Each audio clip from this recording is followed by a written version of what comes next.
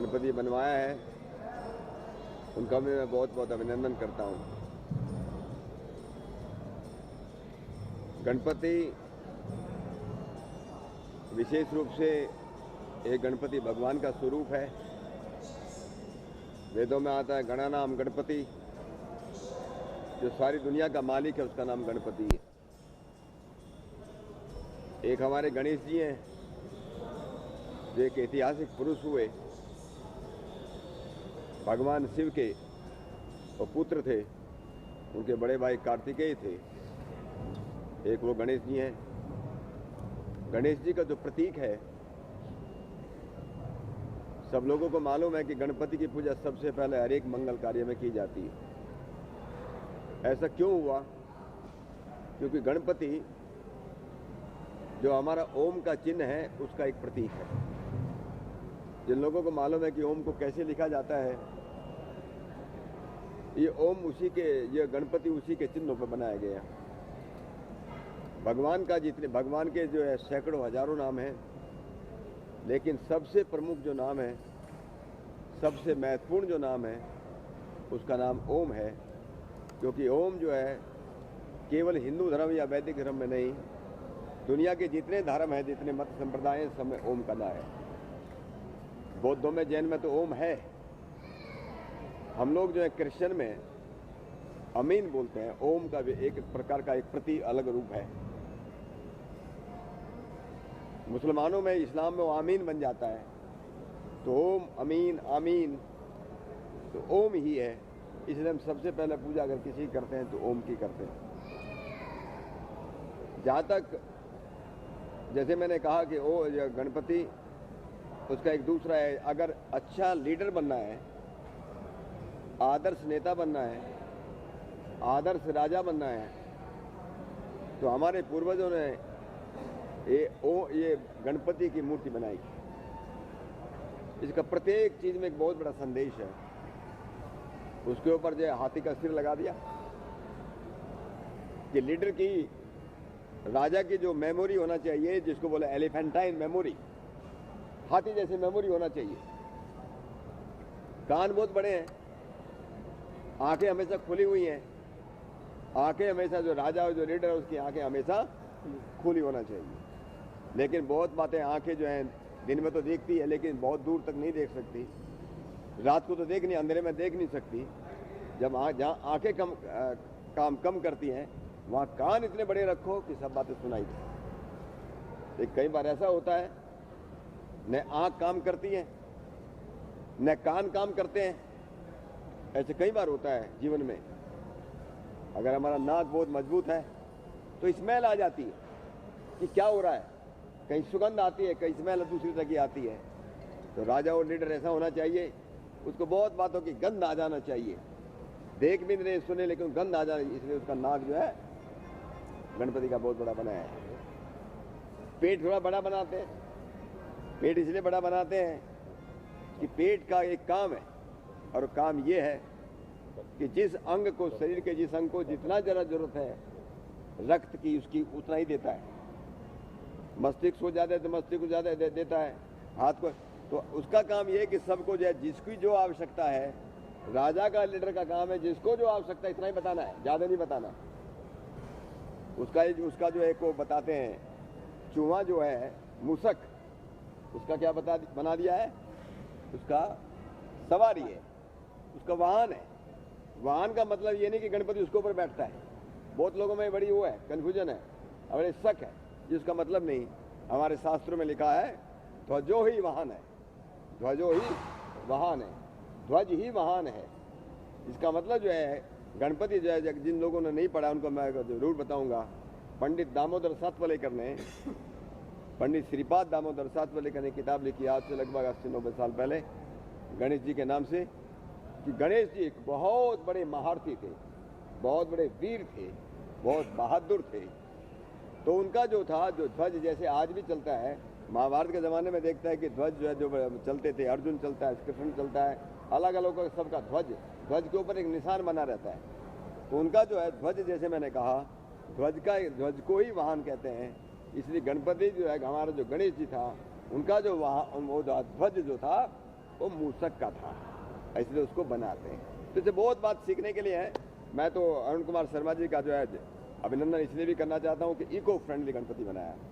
आज समाज को, सारे देश या दुनिया को, हम जितना ज़्यादा हम प्रकृति के साथ में रहेंगे, जितने ज़्यादा नेचर की गोदी में रहेंगे, उतने ज़्यादा हम स्वस्थ रहेंगे, उतने ज़्यादा हम जो है सुखी रहेंगे। और इसलिए आज सारी दुनिया के, इसको हम यूनाइटेड नेशंस ये कहता है कि सस्टेनेबल डेवलपमेंट होना चाहिए। सस्टेन डेवलपमेंट वो तभी हो सकता है जब हम प्रकृति के साथ रहना सीखें। और इसलिए एक संदेश जाना चाहिए इस गणपति से, इको फ्रेंडली गणपति से एक संदेश जाना चाहिए। न केवल मुंबई में जाना चाहिए, सारे देश और दुनिया के अंदर एक संदेश जाना चाहिए कि जो है हमको जो इको फ्रेंडली जो है प्रकृति के साथ मिलकर के रहना है। जैसे छोटे बच्चे को अपनी माँ की गोदी में जाकर सबसे ज़्यादा सुख मिलता है, सबसे ज़्यादा आनंद मिलता है, ऐसे ही जितना ज़्यादा हम प्रकृति की गोदी में रहेंगे उतने ज़्यादा स्वस्थ रहेंगे, उतने ज़्यादा हम सुखी रहेंगे। ये सबसे बड़ा जो है संदेश इस गणपति का जाता है। और इसलिए मैं पुनः अरुण कुमार जी का, आपके सभी साथियों का, आपके संगठन का, सबका अभिनंदन करते हुए मुझे आपने यहाँ पर बुलाया, इसलिए मैं आपका आभार व्यक्त करता हुआ अपनी बात को मैं विराम देता हूँ। धन्यवाद। राजेंद्र जी, आप नहीं, वो भाई साहब ने बोल दिया, वो काफी है।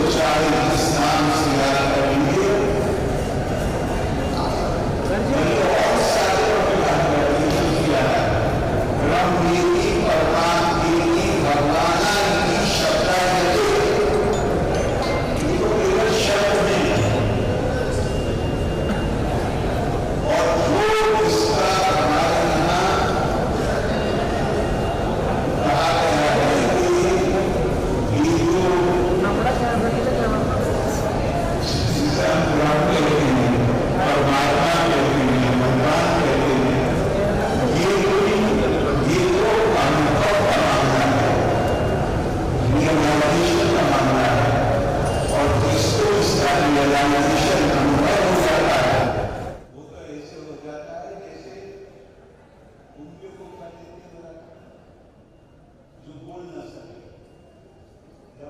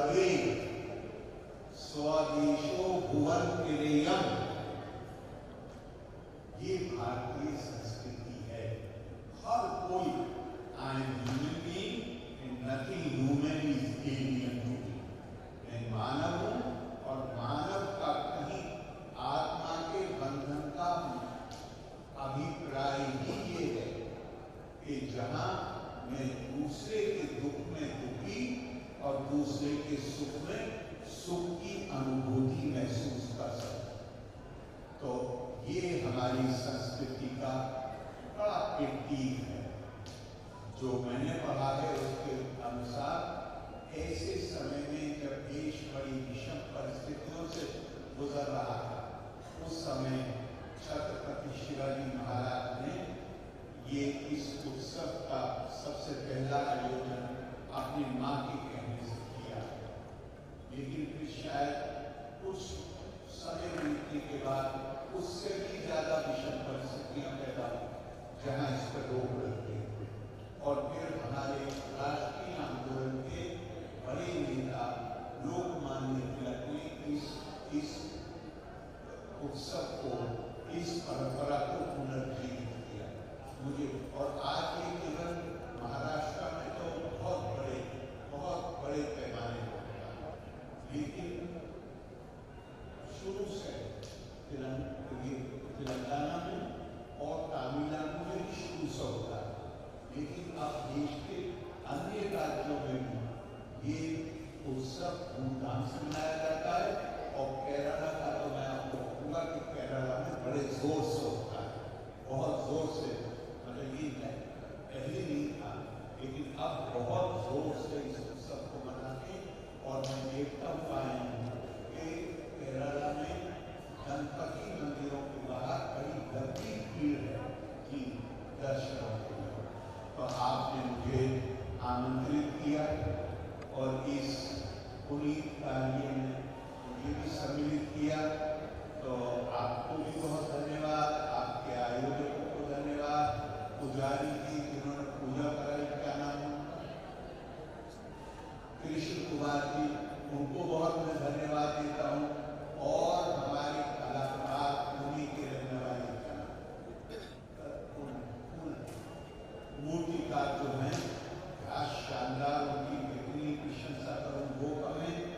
और उससे और मैंने पहले कहा, फिर दोहरा रहा हूँ कि डॉक्टर सतपाल सिंह जी आपके यहाँ पुलिस कमिश्नर भी रहे हैं, महाराष्ट्र की सेवा की है उन्होंने पूरे जमाने में, वो उससे ज़्यादा जानते हैं इन चीज़ों के बारे में। वो यहाँ पे मौजूद हैं।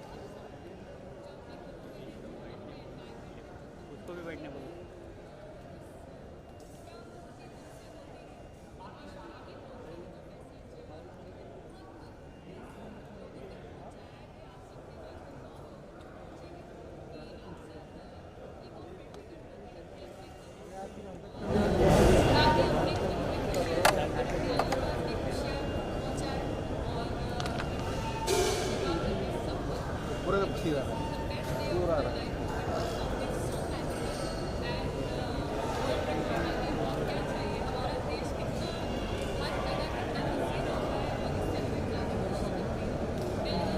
फायदा क्या उसका पूरा सीधा रहा नीचे बैठ से नीचे करने देते